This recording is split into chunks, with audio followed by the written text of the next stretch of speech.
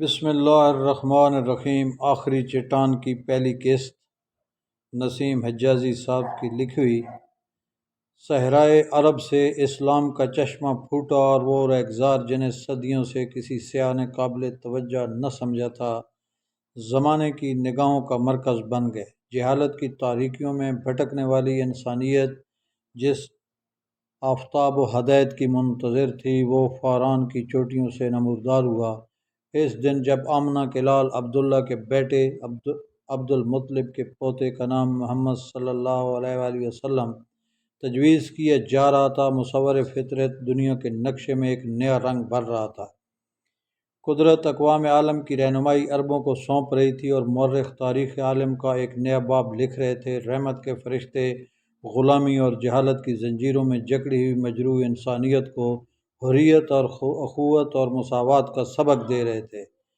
عرب کے صحرا نشین لات و حبل کو توڑ کر اٹھے اور دنیا پر رحمت کی گھٹا بن کر چھا گئے، اور ان کے لوہے نے ہر لوہے کو کاٹا۔ ان کی تہذیب و تمدن اور اخلاق نے ہر تہذیب، ہر تمدن اور ہر اخلاق پر فتح حاصل کی۔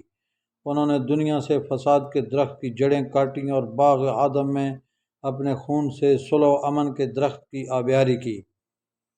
کفر کی تاریکیاں دوپہر کے سائے کی طرح سمٹ رہی تھیں۔ کیسر و کسرا کے استبداد کے محل مسمار ہو چکے تھے۔ غازیان اسلام کی فتوحات کا جھنڈا ایک طرف کوہ البرز کی برفانی چوٹیوں اور دوسری طرف افریقہ کے تپتے ریگزاروں میں لہرا رہا تھا۔ ان کے گھوڑے یک وقت مشرق میں ہندوستان اور مغرب میں اسپین کے دریاؤں کا پانی پی رہے تھے۔ 1300 سال بعد آج بھی ایک مورخ حیران ہو کر یہ سوال کرتا ہے کہ عربوں کے گھوڑوں کی رفتار غیر معمولی تھی یا قدرت نے ان کے سامنے زمین کو سمٹنا سکھا دیا تھا۔ یہ ایک انقلاب تھا، ایک روشن انقلاب۔ قدرت نے عرب کے ریت کے ذروں کو ستاروں کی چمک عطا کی اور انہیں دنیا کے تاریک ترین گوشوں میں بکھیر دیا۔ لیکن 600 سال کے بعد ایک اور انقلاب آیا، ایک تاریک انقلاب۔ شاید اسلام کے چراغ نے جس تاریکی کا صدیوں تعاقب کیا تھا، چاروں اطراف سے سمٹ کر صحرائے گوبی میں پناہ لے چکی تھی۔ شاید اس آگ کی چنگاریاں جنہیں عرب کے پانی سے بجھایا جا چکا تھا، صحرائے گوبی کی ٹھنڈی ریت میں دب کر سلگ رہی تھی اور 600 برس سے انتظار میں تھیں کہ خرمن اسلام کے محافظ کب سوتے ہیں۔ حقیقت یہ ہے کہ خرمن اسلام کے محافظ ایک مدت سے اونگ رہے تھے اور کفر کی آگ 600 برس اس لیے دبی رہی کہ قرون اولیٰ کے مجاہدین کی داستانیں اس کے لیے پانی کی چھینٹوں کا کام دیتی رہیں۔ دشمنان اسلام کو دولت عباسیہ کے کھوکھلے محل بھی اس قوم کے ناقابل تسخیر قلعے دکھائی دیتے تھے جس کے اسلاف نے پہلی صدی ہجری میں دنیا کے بڑے بڑے جابر بادشاہوں کے تاج اپنے پیروں تلے روند ڈالے تھے۔ قریباً 600 سال کے بعد جبر و استبداد کی وہ لہر جو روم و ایران کی ستوت کے کھنڈروں میں سو رہی تھی، صحرائے گوبی کے ایک چرواہے کے روپ میں نمودار ہوئی جس کا نام تموجن تھا۔ بعد میں وہ چنگیز خان کے نام سے مشہور ہوا، دنیا کا وہ فاتح جس کے اقبال کا سفینہ خون کے دریا میں تیرتا تھا، جس کے مقدر میں ظلمت کے طوفانوں کی رہنمائی تھی۔ اس چنگیز خان کی قیادت میں منگولیا کے وحشی قبائل ایک آندھی کی طرح اٹھے اور تہذیب کا ہر چراغ بجھاتے ہوئے دنیا کے چاروں طرف چھا گئے۔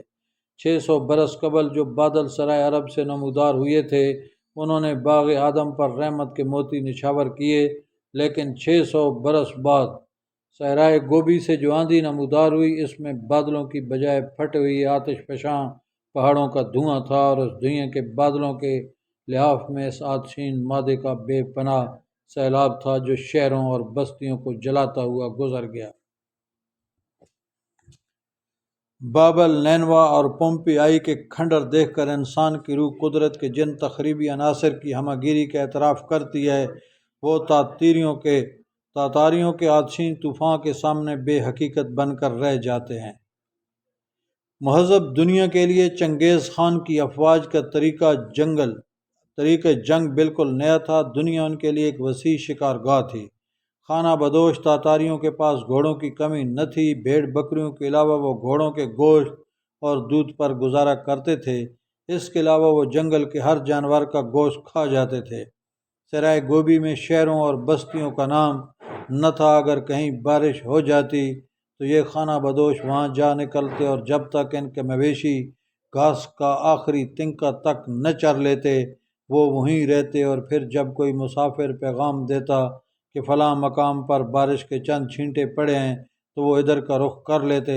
بعض اوقات نئی چراگاہوں کی تلاش میں ایک قبیلے کی دوسرے قبیلے سے مٹ بھیڑ ہو جاتی اور طاقتور اپنے کمزور حریف کے مویشیوں پر قابض ہونے کے علاوہ اس کے زن و مرد کو بھی غلام بنا لیتے۔ اس لیے کمزور قبائل اپنی حفاظت کے لیے متحد ہو کر کسی طاقتور آدمی کو اپنا امیر بنا لیتے تھے۔ سردیوں میں شمال کی سرد ہواؤں سے یہ تمام علاقہ کرۂ زہمریر بن جاتا، ریت کے تودوں پر برف کی چادر بچھ جاتی، چارہ نہ ہونے کی وجہ سے مویشیوں کا دودھ سوکھ جاتا اور وہ سردیوں کے بچائے ہوئے خشک گوشت پر گزارا کرتے۔ کبھی کبھی تیز آندھیاں ان کے خیمے اڑا کر لے جاتیں اور ان کے مویشی ادھر ادھر کر دیتیں۔ فطرت کے ساتھ ایک دائمی جنگ نے ان لوگوں کو حد درجہ جفا کش بنا دیا تھا۔ وہ کئی دن تک گھوڑے کے پیٹھ پر بیٹھ سکتے تھے اور کئی دن تک بھوکے رہ کر لڑ سکتے تھے۔ چنگیز خان نے بڑے بڑے سرداروں کی سرکوبی کرنے کے بعد انہیں اپنا مطیع بنا لیا۔ پھر خانہ بدوش تاتاریوں کے سامنے ان ممالک کے نقشے پیش کیے جہاں لہلہاتے باغات، سرسبز کھیتیاں اور سدا بار چراگاہیں تھیں۔ لوٹ مار کی ہوس نے تمام خانہ بدوشوں کو چنگیز خان کے جھنڈے تلے جمع کر دیا۔ تاتاری ہمسایہ ممالک پر بھوکے عقابوں کی طرح جھپٹے اور وہ اقوام جنہیں پرامن زندگی نے تن آسان بنا دیا تھا ان کے حملوں کی تاب نہ لا سکیں۔ چند برس میں چنگیز خان کی افواج شمال اور مشرق کے کئی ممالک پر قبضہ کر چکی تھیں۔ ہمسایہ سلطنتیں ان کی فتوحات کی رفتار پر حیران تھیں۔ وہ ایک دن میں کئی منازل طے کرتے اور بیک وقت کئی مقامات سے دوسرے ممالک پر یلغار کر دیتے۔ ان ممالک کی افواج حملہ آوروں کو روکنے کے لیے کسی ایک سرحد پر جمع ہوتیں۔ چنگیز خان کی فوج کا ایک حصہ ان کا مقابلہ کرتا اور باقی افواج مخالف سمتوں سے ملک میں داخل ہو کر شہروں اور بستیوں پر قبضہ کر کے سلطنت کا تمام نظام مفلوج کر دیتے۔ بعض اوقات یوں بھی ہوتا کہ کسی ملک کا سپہ سالار تاتاریوں کی پیش قدمی سے باخبر ہو کر ان کا راستہ روکنے کے لیے سرحد پر پڑاؤ ڈال دیتا۔ ہر روز اس کے جاسوس اسے یہی خبر دیتے کہ حملہ آوروں کا رخ اسی طرف ہے، لیکن ایک صبح کوئی ایلچی یہ پیغام لے کر آ جاتا کہ چنگیز خان کی باقی افواج نے دوسری سرحد عبور کر کے دارالحکومت پر قبضہ کر لیا ہے۔ تاتاریوں کی حیرت انگیز کامیابی کا راز ان کی رفتار میں تھا۔ وہ گھوڑوں کی ننگی پیٹھ پر سواری کرتے تھے۔ ہر سوار کے ساتھ کئی گھوڑے ہوتے تھے۔ جب ایک گھوڑا تھک جاتا تو سوار دوسرے گھوڑے پر بیٹھ جاتا۔ یلغار کے وقت اگر سوار کو بھوک محسوس ہوتی تو وہ گھوڑے کی پیٹھ پر زخم کر کے اس کے خون کے چند گھونٹ چوس لیتا تھا۔ لمبے سفر میں بھی تاتاری اپنے ساتھ بہت کم سامان رسد اٹھاتے تھے۔ جنگل میں وہ فالتو گھوڑے کھا لیتے اور راستے کے شہروں اور بستیوں سے مویشی چھین لیتے۔ اگر کسی شہر کے باشندے بغیر مزاحمت کے ہتھیار ڈال دیتے تو تاتاری صرف ان لوگوں کو قتل کرتے تھے جنہیں سپاہیان خدمت کے قابل سمجھا جاتا تھا، تاہم ہر سپاہی مفتوح قوم کی عورتوں کی بے حرمتی اپنا حق سمجھتا تھا۔ اگر کوئی شہر مزاحمت کے بعد فتح ہوتا تو مکانوں کو آگ لگا دی جاتی، مکینوں کو قتل کر دیا جاتا۔ ہر فوج کا جرنیل اپنے سپاہیوں کو فتح کی یادگار تعمیر کرنے کا حکم دیتا اور تاتاری سپاہی نوجوانوں کے علاوہ بچوں، بوڑھوں اور عورتوں کے سر کاٹ کر مینار بنا دیتے۔ پھر جس فوج کا مینار سب سے بلند ہو جاتا اس کے افسروں اور سپاہیوں کو چنگیز خان شاباش دیتا تھا۔ بعض اوقات دو سپاہیوں میں اس بات پر جھگڑا بھی ہو جاتا کہ تمہارا مینار اندر سے کھوکھلا ہے، ورنہ آج میری فوج نے زیادہ سر کاٹے ہیں۔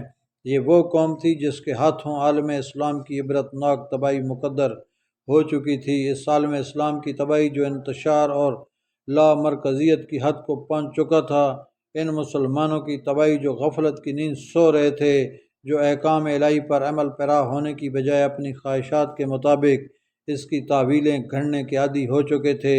ان کے پاس آدھی دنیا کو فتح کرنے والے اسلاف کی تلواریں اب بھی تھیں، لیکن اسلاف کا ایمان نہ تھا۔ جاری ہے۔ دوستو، ویڈیو پسند آئی تو لائک کریں اور میرے چینل کو ضرور سبسکرائب کریں۔ شکریہ۔